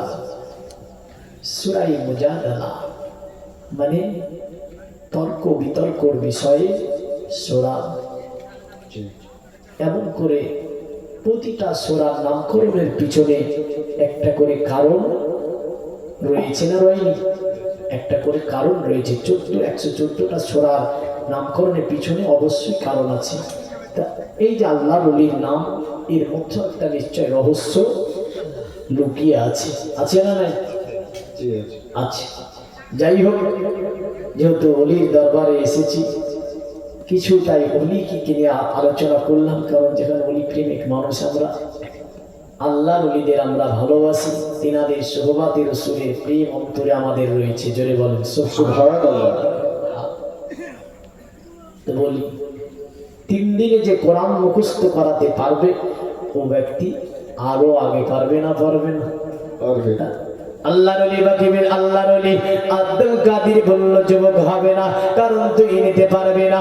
আল্লাহর ওলিকে বলছে না হুজুর, অতএব আপনি নিশ্চয় দেওয়ার প্রক্রিয়া আপনার জানা আছে। সুবহানাল্লাহ, নারায়ে তাকবীর, আল্লাহু আকবার। দেখেছেন কতটা ঘুমাচ্ছে? এই পিছনে ভাইরা আগে এসে তো দোয়া হবে। আর বেশি ওয়াজ করবো না, 1টা বাজতে চললো, দোয়া করবো। আসেন একটু আগে এসে দোয়া করবো। আমি বেশি ওয়াজ করবো ভাবছেন? ওয়াজের যদি আপনাদেরকে ওয়াজ করার জন্য ডাকতাম প্রথমে ডেকে দিতাম, তাই না? তাহলে 1.5 ঘন্টা ওয়াজের পরে ডাকি দেবো না, দোয়া করবো। এবার দোয়ার দিকে আগিয়ে যাব, কারণ রাত্রি হয়েছে অনেক। আসেন একটু করে সামনে এক জায়গায় গুছিয়ে বসেন, দোয়া করে দেবেন ইনশাআল্লাহ। কারণ বেশি শোনার না আমি মানলাম। আজকের ওয়াজে 2টি উপদেশ দিয়েছি আপনাকে। একটার নাম হচ্ছে কোরআন শিক্ষা। ছেলে মেয়েকে আপনি নিজে না জানলে অবশ্যই কোরআন শিখবেন, এই ওয়াদা আপনি করেছেন ইনশাআল্লাহ বলে। আর একটা হচ্ছে যিনারা নামাজ পড়েন না, তিনারা অবশ্যই নামাজ পড়বেন। আল্লাহ হেফাজত করে। দেখেন আর একজন ভাই কিনা, সুবহানাল্লাহ, নারায়ে তাকবীর, আল্লাহু আকবার। এই তাকবীরের ধ্বনিতে বুঝলেন ওয়াকফ বোর্ডের বিল বাতিল হবে না, হবে হবে না। বিল বাতিল করতে গেলে গলা ছিঁড়ে ফেলতে হবে, তবে আর বিল বাতিল হবে। হুঙ্কারে বেঈমান ভয় ভয় জোরে বলুন তো নারায়ে তাকবীর, আল্লাহু আকবার, নারায়ে রিসালাত, ইয়া রাসূলুল্লাহ, দ্বীন ইসলাম জিন্দাবাদ, নারায়ে তাকবীর, সুবহানাল্লাহ। 1000 টাকার দাম জিন্দাবাদ। কে বললো? মা মারা গেছে নাকি? বাবা যোগ্য ছেলে রেখে গিয়েছে, 1000 টাকা বাবার জন্য দান করেছে আল্লাহ। বাবার কবরখানাকে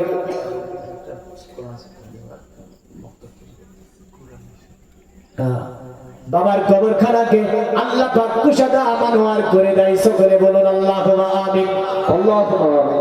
এ দুনিয়ার মুমিন মুসলমান, রাত্রি গভীর হয়েছে, কারণ সব দরজাগুলি আপনার বন্ধ হচ্ছে, দোকানপাট বন্ধ হয়ে গেছে, আমাদের বাড়ির মেন গেট গুলো বন্ধ হয়ে গেছে, আর আমার আল্লাহ পাকের রহমতের দ্বারগুলি উন্মুক্ত হচ্ছে। জোরে বলেন সুবহানাল্লাহ। কারণ আমার আল্লাহ পাক তিনি বলেছেন, দুনিয়ার জমিন থেকে তারা এই পথে যাবার পরে জান্নাতুল ফিরদাউস পাবে যারা সত্যবাদী হবে, ধৈর্যশীল হবে, শিষ্টাচার হবে, এমন করে আল্লাহর রাস্তায় ব্যয়কারী হবে। এমন করে আমার আল্লাহ বলেছেন যে ওরাই জান্নাতুল ফিরদাউসে যাবে যারা রাত্রে শেষ সংসিয়তের ইস্তেগফারকারী হবে। জোরে বলেন সুবহানাল্লাহ। এই পাঁচটা কথা ইমরানে লেখা আছে। প্রথম নম্বরে আপনার ধৈর্যশীল হবে, দ্বিতীয় ভাগে আপনার ব্যাপারে লেখা আছে আপনার সত্যবাদী হবে, তৃতীয় শিষ্টাচার হবে, চতুর্থ আল্লাহর রাস্তায় ব্যয়কারী হবে, পঞ্চম নম্বরে আল্লাহ পাকের কাছে রাতের শেষ অংশে তারা ইস্তেগফার চাইবে, মানে আল্লাহর কাছে মাপ চাইবে। এই পাঁচটা জিনিস যদি আল্লাহ আপনার মধ্যে পেয়ে যায়, নিশ্চয় আপনাকে আমার আল্লাহ পাক জান্নাতুল ফিরদাউস দান করবে। জোরে বলেন সুবহানাল্লাহ। যদি এই পাঁচটা জিনিস আপনার মধ্যে না থাকে, আমার আল্লাহ আপনাকে জান্নাত দেবে না গো, আমার আল্লাহ আপনাকে জান্নাতুল ফিরদাউস দেবে না। তার জন্য আপনাকে আমি বলে যাব, এই পাঁচটা জিনিস অবশ্যই মধ্যখানে রাখার চেষ্টা করবেন। এবার আমি আসি আল্লাহর ওলি হযরত আব্দুল কাদের জিলানী ও গিলানী কুতুবে রব্বানী শামাইউদ্দিন গাউসে আজম বলছেন, যুবক 3 দিন থাকতে হবে বলে না, আপনি আমাকে দয়া করে অতএব কোরআনের হাফেজ বানিয়ে দিন। আমার নতুন স্ত্রী বাড়িতে রয়েছে, আর বাড়িতে স্ত্রী রেখে আপনার মাদ্রাসাতে আমি থাকতে পারবো না। এ আল্লাহর ওলি, কারণ স্ত্রীর আমি বাসন রজনী থেকে রাগ করে বেরিয়ে চলে এসেছি। যতদিন কোরআনের হাফেজ না হব, ততদিন স্ত্রীর সম্মুখে আমি যেতে পারবো না, স্ত্রীর সম্মুখে আমি যাব না। আল্লাহর ওলি বলে, এ যুবক, এ যুবক, এমন করে তো হবে না, 3 দিন থাকতেই হবে। বলে না, এ আল্লাহর ওলি আব্দুল কাদের, আমার মনে শত বিশ্বাস আছে আপনি পেরে যাবেন কিনা।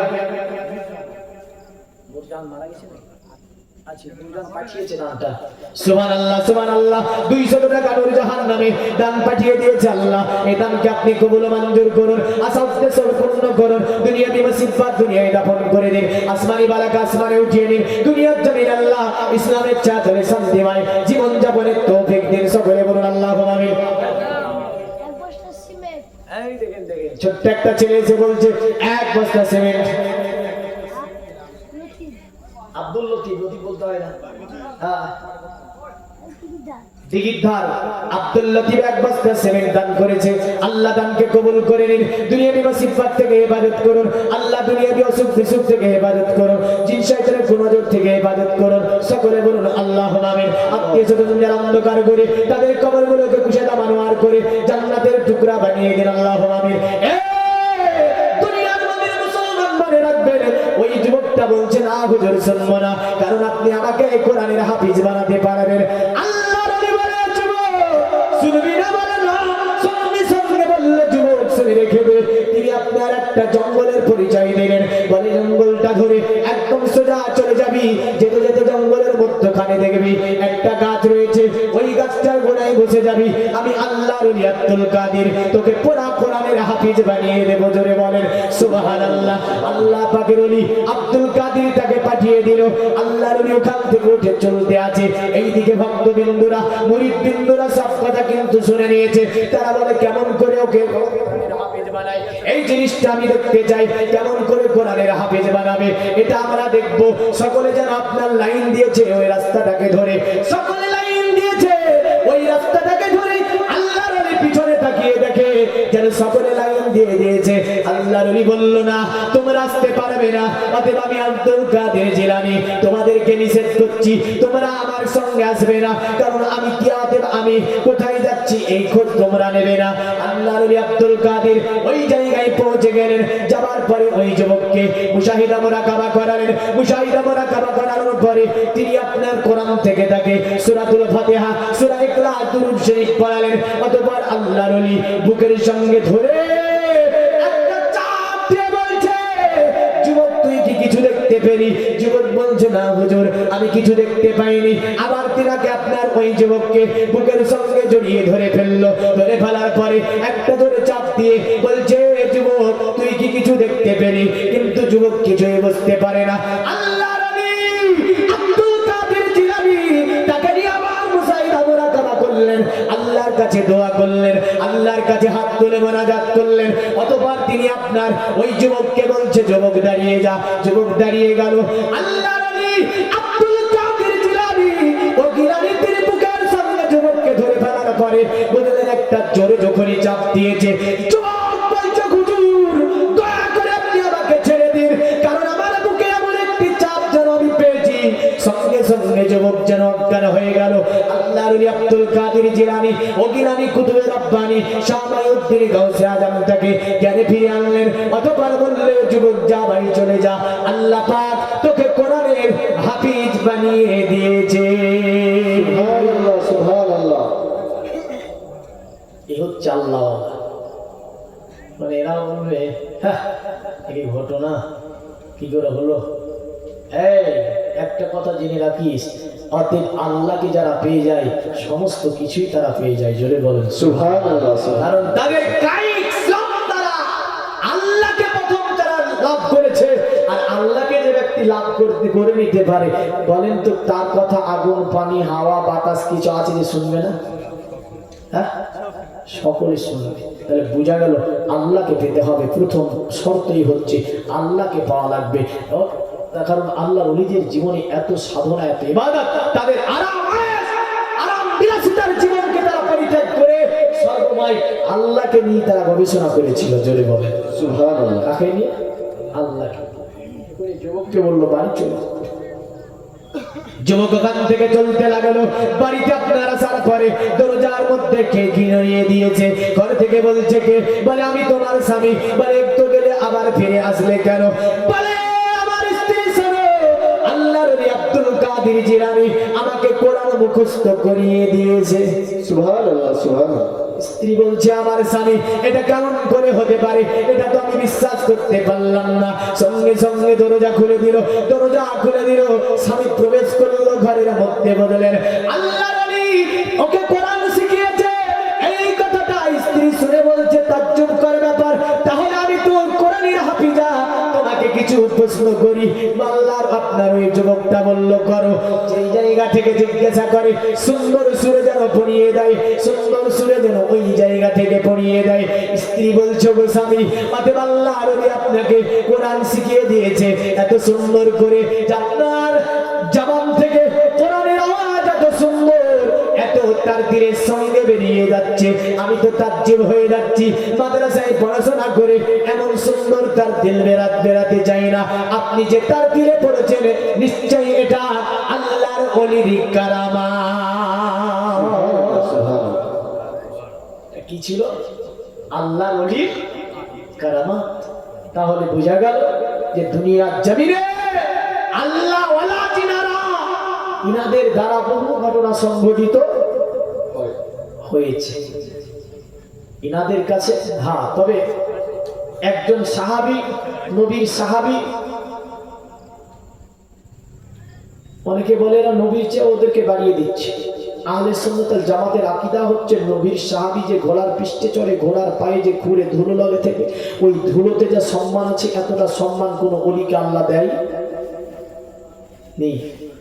সাহাবীদের এত সম্মান কারণ তারা ইমানি নজরে, ভালোবাসার নজরে, প্রেমের নজরে আমার রাসূলুল্লাহকে দর্শন করেছে। জোরে বলেন সুবহানাল্লাহ, সুবহানাল্লাহ। বেশ।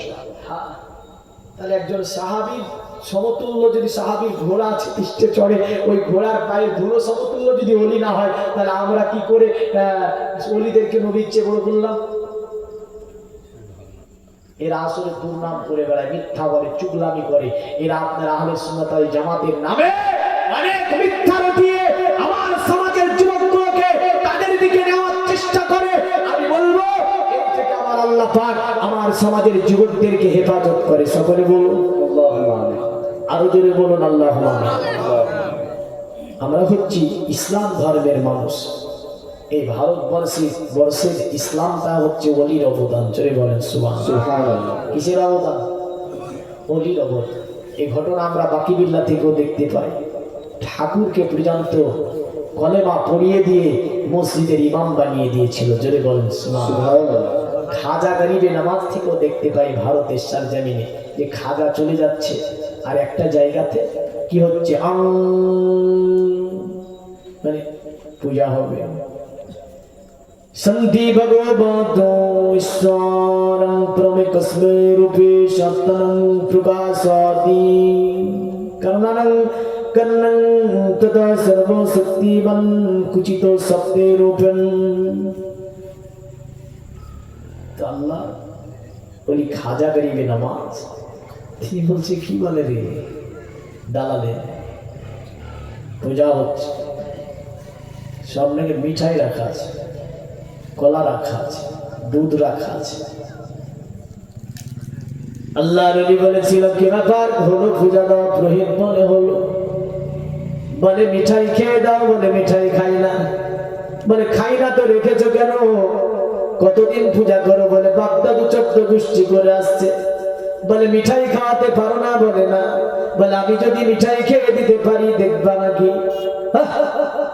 মাটির মূর্তি মিঠাই খেতে পারে, ও জানে যে মাটির মূর্তি মিঠাই খেতে পারে না। হ্যাঁ, আল্লাহর ওলি বলে এতদিন ধরে বাপদাদুর দেবে, বাপদাদু 14 গোষ্ঠী ধরে পূজা করে আসলে, কিন্তু একে তুমি মিঠাই খাওয়াতে পারো না, দেখবা মিঠাই খাবে। আল্লাহর ওলি আপনার খাজা গরিবে নওয়াজ একটা মিঠাইকে উঠিয়ে বিসমিল্লাহ বলে মিঠাইকে উঠিয়ে বলছে মাটির মূর্তি নে, আমি আল্লাহর নামে বলছি তুই ভক্ষণ করে নে। সঙ্গে সঙ্গে আপনার ওই মিঠাই যেন মাটির মূর্তি গ্রাস করে ফেললো। সুবহানাল্লাহ।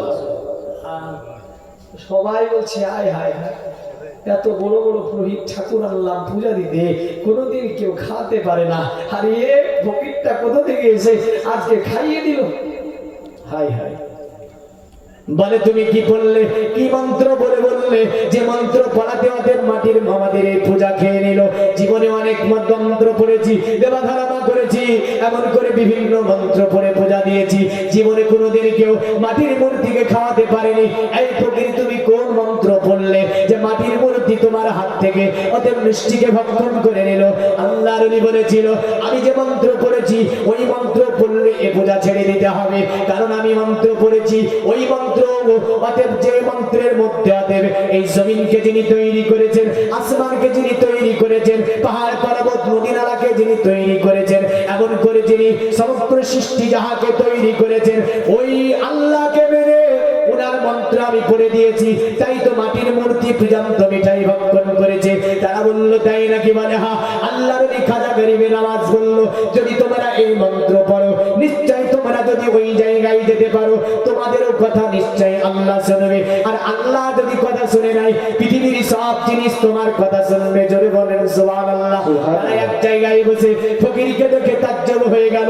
তাজ্জব হয়ে যাবার পরে বলে মন্ত্র পড়বো। জীবনে অনেক মনোবিশি জ্যোতিষীর মন্ত্র পড়েছি, কিন্তু ফকির গো এমন কোন মন্ত্র তুমি বলবে একটুখানি বলো তো দেখি। আল্লাহর ওলি খাজা গরিবে নওয়াজ বলেছিল এইভাবে পড়া হবে না, গোসল করতে হবে, পবিত্র হতে হবে, অতঃপর তোমাকে পড়তে হবে। কারণ ইসলামের প্রথম হাতিয়ার হচ্ছে আত্মুরুসুবাতুমিনাল ঈমান, কারণ আপনাকে পবিত্র থাকতে হবে। পবিত্র হচ্ছে ইসলামের একটা অঙ্গ। আমার সমাজে অনেক মানুষ আছে যারা মুসলিম, অথচ প্রসাব করে পানি কুলুপ ব্যবহার করে না, আর আপনার দ্বারা বুক ফুলিয়ে চলে। তারা ভাবে এইরকম জওয়ানি, এইরকম রক্তের তেজ, এইরকম অহংকার গৌরব থেকে সর্বময় থেকে যাবে। মনে রাখিস যুবক, কখনো এই অহংকার এই গৌরব থেকে এমন করে এই রক্ত তেজ থাকবে না। রাসূলুল্লাহ বলেছেন যে ব্যক্তি প্রসাব করে কুলুপ বা পানি ব্যবহার করে না, ও যদি মারা যায় পৃথিবীর কোনো দোয়া তাকে জান্নাতে নিয়ে যেতে পারবে না। কারণ এই মর্মে বুখারী মুসলিমে ডাইরেক্ট হাদিস আছে, আল্লাহর নবী বলেন একটা এখানে কবরে আযাব হচ্ছে। আল্লাহ নবীকে বলল কি কারণে আযাব হচ্ছে? বলে প্রসাব ফেরার সময়, প্রসাব করার সময় অতএব চিৎকারি সাবধানতা অবলম্বন করতো না, এই কারণে একটা কবরে আযাব হচ্ছে। বলেন তো যদি আপনার সাবধানতা অবলম্বন না করার কারণে কবরের মধ্যে আযাব হয়, আপনি আমি যদি পৃথিবীর জমিনে প্রসাব করার পরে পানি বা কোনো ব্যবহার না করি, বলেন ওই অবস্থায় মারা গেলে পৃথিবীর কোন দোয়া কি আমাদের জন্য কাজে লাগবে? লাগবে? তাহলে আমাদেরকে পবিত্র হতে হবে না হবে না? পবিত্র হতে হবে।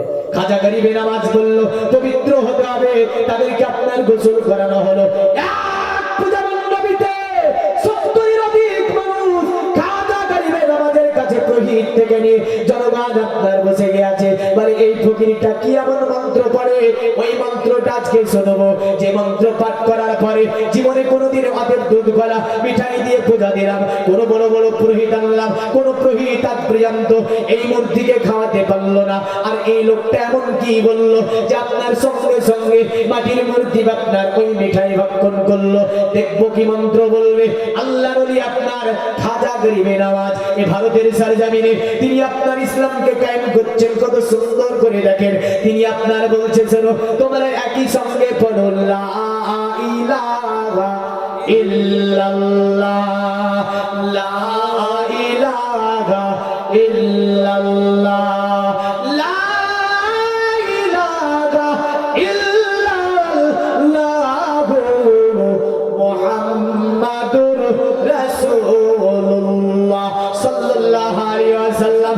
এটা হচ্ছে ইসলামের প্রথম মন্ত্র, যার মাধ্যমে আমরা হাদিসেও দেখতে পাই।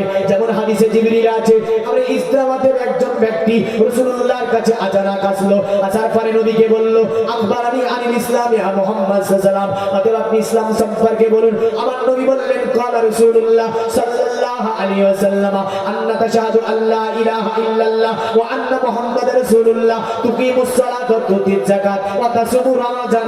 আল্লাহ নবী বললেন ইসলামের প্রথম নম্বরে যেটা হলো সেটা হচ্ছে লা ইলাহা ইল্লাল্লাহ মুহাম্মাদুর রাসূলুল্লাহ সাল্লাল্লাহু আলাইহি ওয়াসাল্লাম। দ্বিতীয় ধাপে হচ্ছে তুকিমুস সালাত, নামাজকে কায়েম করা। তৃতীয় ধাপে আল্লাহ নবী বললেন তুতিজ যাকাত, যাকাত আদা করা। চতুর্থবারে নবীজি বললেন তাসুমু রমাজান, রমজান শরীফের রোজা রাখা। পঞ্চম নম্বরে নবীজি বললেন ওয়া তাহাজ্জাল বাইতা, আর যদি অর্থটাকে হজ করতে যাওয়া। ওই ব্যক্তিটা বলল সাদ্দাকতা ইয়া রাসূলুল্লাহ, ও নবীজি আপনি সত্য কথা বলেছেন। আল্লাহর নবীর কাছ থেকে ওই ব্যক্তিটা যখন চলে গেল, ফেরেশতারা আল্লাহর নবীর সাহাবীরা বলছে ইয়া রাসূলুল্লাহ এই ব্যক্তিটা কে ছিল?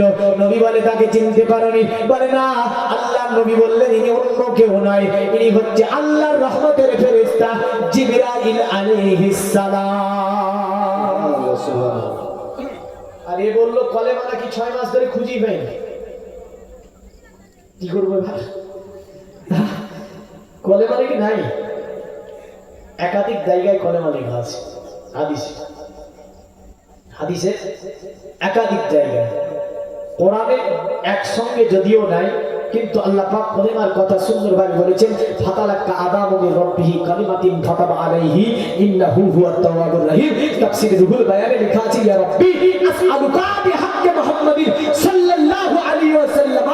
ওই সময় আল্লাহ বলেছিল ইয়া আদম কাইফা আরাফতা মুহাম্মাদিন সাল্লাল্লাহু আলাইহি ওয়াসাল্লাম, এ আদম তুমি যে মুহাম্মদের ওসিলা দিয়ে আমার কাছে দোয়া চাইছো, তাহলে মুহাম্মদ সাল্লাল্লাহু আলাইহি ওয়াসাল্লামকে কেমন করে চিনলে? তা আদম বলেছিল ইয়া রাব্বি লাম্মা খালাকতানি বিয়াদিকা নাফাকতু ফী মির রূহিকা, আল্লাহ তুমি আমাকে তৈরি করার পরে আমার মধ্যে যখন রূহকে প্রদান করলে আমি আদম আলাইহিস সালাম জীবিত হলাম, অতঃপর আমি রাফা রাসি আলা কামিল আরশে মাকতুবান লা ইলাহা ইল্লাল্লাহ মুহাম্মাদুর রাসূলুল্লাহ সাল্লাল্লাহু আলাইহি ওয়াসাল্লাম। আরশের উপরে আমি লেখা রেখেছিলাম, আরশের উপরে এই মন্ত্রটাই লেখা ছিল। জোরে বলেন সুবহানাল্লাহ। সুবহানাল্লাহ। আরে কানা বলছে যে 6 মাস ধরে খুঁজে খুঁজে নাকি কলেমাই পাইছে। হ্যাঁ, তাহলে ও খুঁজতে খুঁজতে মরবে, আমরা পড়তে পড়তে মরবো। কে জান্নাতে যাবে? হ্যাঁ, কেউ যদি খুঁজতে খুঁজতে মরে যায় তো পাইনি, তো খুঁজে খুঁজে মরে গেছে। তার মানে কলেমা খুঁজে খুঁজে মরে গেছে, মানে মরার সময় কলেমা হয় নি। আর আমরা কলেমা পড়তে পড়তে মরে যাব। তা কলেমা পড়তে পড়তে যারা মরবে তাদের জন্য রাসূলের বাণী আছে, তারা জান্নাতে যাবে। জোরে বলেন সুবহানাল্লাহ। রাসূলের দোয়া আছে, তারা জান্নাতে যাবে। আর যারা খুঁজতে খুঁজতে যাবে। এ বলছে এ পেলাম না ও পেলাম না, তো খুঁজ আর আমি কি করবো? ও খুঁজে যাবে আর আমি পড়ে যাব, ও খুঁজে যাবে আর আমি মেনে যাব, ও খুঁজে যাবে আর আমি ভক্ষণ করবো। জোরে বলেন সুবহানাল্লাহ। তো খুঁজে খুঁজে বল, আমরা খেয়ে বেঁচে থাকবো। অনেক কিছু এমন সমাজে রয়েছে। যাই হোক, আয়াত পড়েছিলাম ইন্নাদ দীনা ইনদাল্লাহিল ইসলাম। আল্লাহ পাক তিনি বলছেন নিশ্চয় আল্লাহর কাছে যেটা ধর্ম, সেই ধর্মটার নাম হচ্ছে ইসলাম। আমরা হচ্ছে মুসলিম, আমাদের ধর্ম হচ্ছে ইসলাম। আমরা হচ্ছে দুনিয়ার জমিনে উত্তমতম জাতি রূপে যাদেরকে স্বীকৃতি দিয়েছে আমার আল্লাহ, তারাই হচ্ছে আপনার এই জাতি। আমাদের কাছে রয়েছে আল্লাহ পাকের কোরআন, আমাদের কাছে রয়েছে রাসূলুল্লাহর হাদিস, আর আমরা খাজা গরিবে নামাজের নজরে আছি। জোরে বলেন সুবহানাল্লাহ। এটা শেষ দুটি শেষ, যেহেতু ভারতের আমরা নাগরিক, আমরা সুন্নি মুসলমান। জোরে বলেন কি না? আমরা সুন্নি মুসলমান, আমরা সুন্নি মুসলমান। জোরে বলেন। আরে প্রয়োজন হলে নবীর প্রেমে দিব মোদের জান। আমরা জান দেওয়া যাবে না? যাবে না? হ্যাঁ, জান দেওয়া যাবে। আরে প্রয়োজন হলে নবীর প্রেমে দিব মোদের জান। আমরা সুন্নি মুসলমান, আমরা সুন্নি মুসলমান। আরে ভারতের রাজা আজমির খাজা, তিনি তো মোদের সাহারা। জোরে বলেন। আরে ভারতের রাজা আজমির খাজা, তিনি তো মোদের সাহারা। তাছাড়া হরদম গৌসে আজম দিচ্ছেন মোদের পাহারা। ও গো দিচ্ছেন মোদের পাহারা। এই যে পিঠা হয়েছে না, বলেন তো, এই যে জাতি বলছে বাদর মার্কা কোথা থেকে চাপ দিয়ে এসেছে, খাজা গাজা খাই। নাউজুবিল্লাহ বলে। হ্যাঁ, আল্লাহ বলছে খাজা গাজা খাই, এই কথা বললি তো থাম, কি অবস্থা তোর করি না দেখ, তো হয়ে যাচ্ছে। আর খাজা গরিবে নামাজ তিনি মাত্র 40 জনকে নিয়ে আসলেন, পুরা ভারত তো ভারত, দিল্লি পর্যন্ত কাঁপিয়ে দিল। সুবহানাল্লাহ বলবেন না? 40টা ব্যক্তিতে দিল্লি পর্যন্ত কাঁপিয়ে দিল। দিল্লিতে এত মামলা আদালত রায়, এ ও প্রশাসন গুলি, এ ও তীর ধনুক বললাম, কিচ্ছু করতে পারল না। হ্যাঁ, শেষ পর্যন্ত বাধ্য হয়ে মিশর গিয়ে জাদুকার এনে, তো জাদুকারও কালেমা পড়ে গেল। হায় হায়, ভারতের রাজা এমন বিপদে পড়লো 40টা মানুষের কাছে। আর এখন আমরা 40 নয় 45%-এরও বেশি মুসলিম। আর ওরা বলে যে এরা 25% আছে। তোমার কথা বলে কোনো নয়, 25% আছে। কেন বলে? আলহামদুলিল্লাহ, দেখেন এক বস্তা সিমেন্ট দান করবে, আল্লাহ দানকে কবুল ও মঞ্জুর করে নিন। হায়াত দারাজ করুন, দুনিয়াতে সুস্থ রাখুন। আব্দুর রহমান, রহমান বলবেন না, আব্দুর রহমান বলবেন। আব্দুর রহমান এক বস্তা সিমেন্ট দিয়ে আল্লাহ আব্দুর রহমানের এই দানকে আপনি কবুল ও মঞ্জুর করুন। সকলে বলুন। তো শেষ কথা এটাই শেষ কথা। কবি বলছে কি? আরে ভারতের রাজা আজমির খাজা, তিনি তো মোদের সাহারা।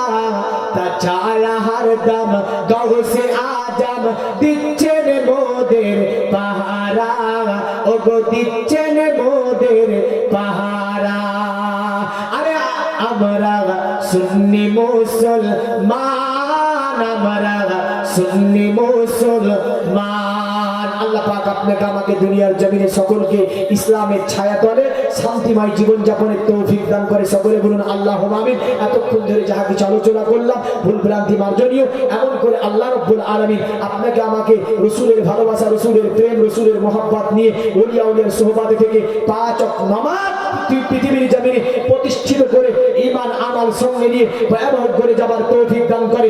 সকলে বলি আল্লাহুম্মা আমিন। ওয়া আখিরি দাওয়ানা আনিল হামদুলিল্লাহি রাব্বিল আলামিন। বলার মধ্যে ভুল ত্রুটি মার্জনীয়। আসসালামু আলাইকুম ওয়া রাহমাতুল্লাহি ওয়া বারাকাতুহু। একটু নবীকে সালাম। ইয়া নবী সালাম